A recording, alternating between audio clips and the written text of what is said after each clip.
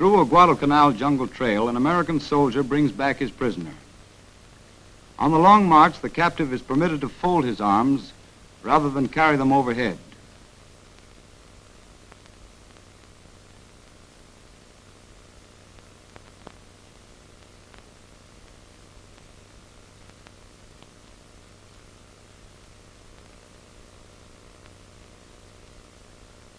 The divisional collecting point for prisoners is as close to the front lines as circumstances allow.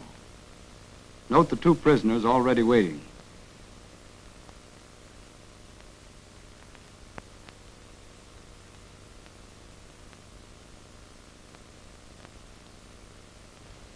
The guard produces personal effects taken from the prisoner.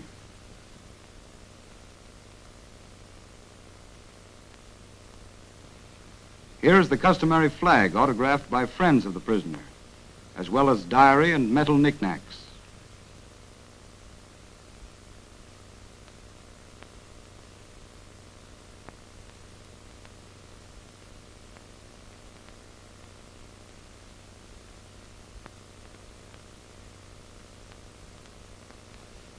By field telephone, G2 is notified of the arrival of 3 prisoners at the collecting point.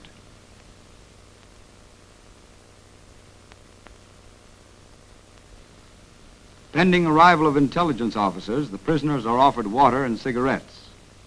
Tobacco is the thing they desire most.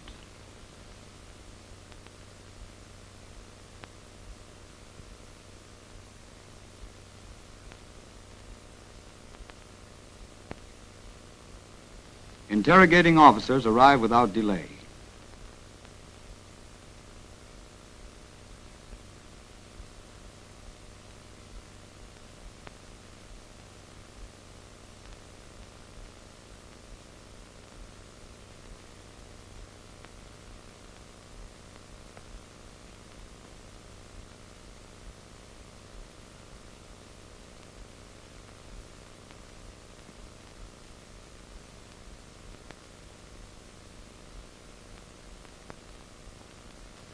Prisoners are separated so that each is beyond earshot of the other.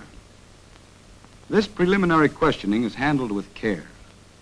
Allowance is made for the emotional shock of capture and the tendency of a prisoner to say whatever first comes to mind. During the interrogation, an enlisted man takes notes. The Japanese are not frightened at that, as they are apparently accustomed to this form of questioning throughout their lives. It seems to have a steadying effect and helps them tell a more coherent story.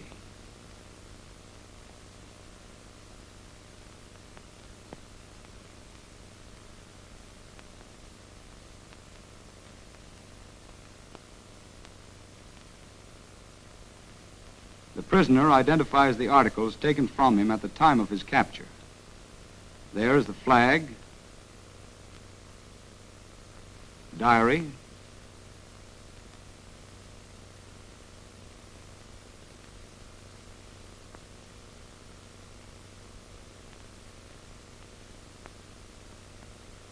identification tag.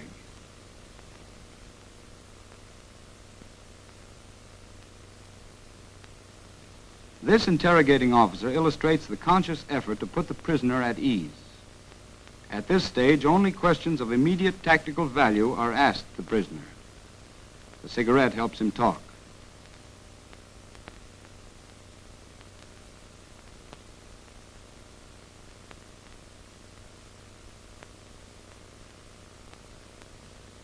The preliminary questioning over, the prisoners are marched off to camp.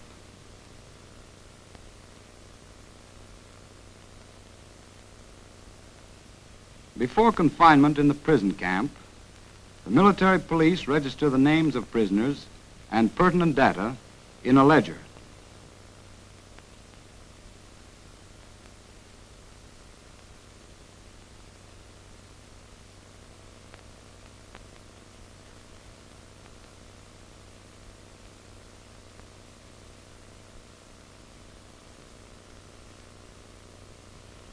Before admission to the camp, each is carefully searched and questionable items confiscated.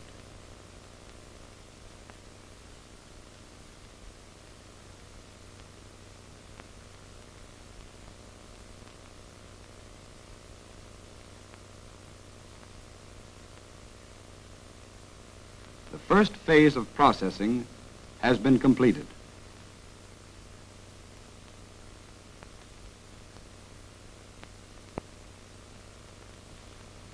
In the handling of sick call, American medical officers have the help of loyal Nisei as interpreters and assistants.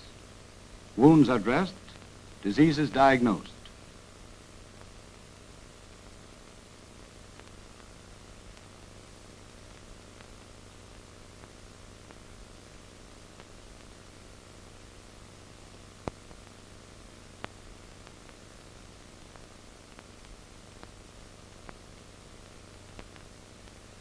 Note the extremely poor physical condition of these prisoners. Their emaciation indicates that they have been long separated from their units. Even allowing for that, they represent such poor quality of human material as to suggest that they were chiefly labor troops, or termites as they are known, rather than regulars.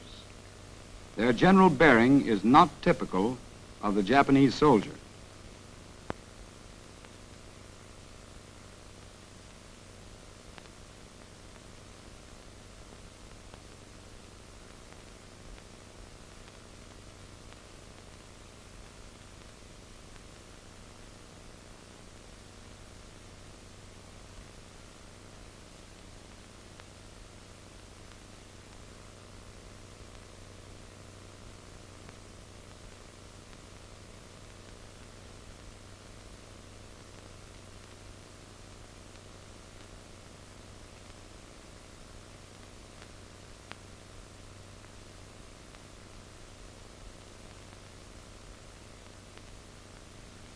Life in the prison camp is well conducted. Prisoners scrub clothes on jury tables. Observe the Japanese bathtub in the background and the shower arrangement.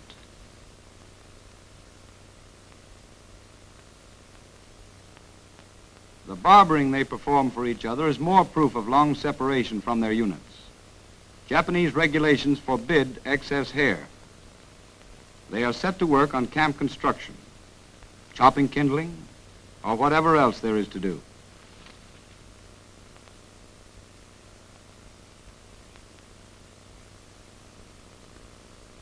The food provided is nourishing and sufficient, though not always to the Japanese taste. Rice would be preferable to this spaghetti, but none is available. This combination of stew on spaghetti is a solid dish and typical of the midday meal allowed prisoners in this theater. As they line up for lunch, you may identify several as the captured prisoners of earlier scenes. Army policy is to permit them a few days of nourishment and rest before subjecting them to detailed questioning.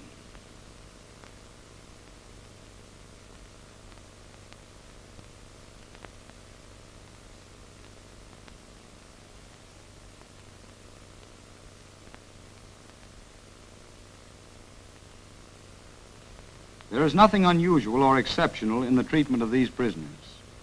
An effort is made to win their confidence. Only those prisoners are segregated who are unduly security conscious and do not answer questions freely. They are removed to prevent their influencing the others. For with proper handling, G2 can draw out from them invaluable information.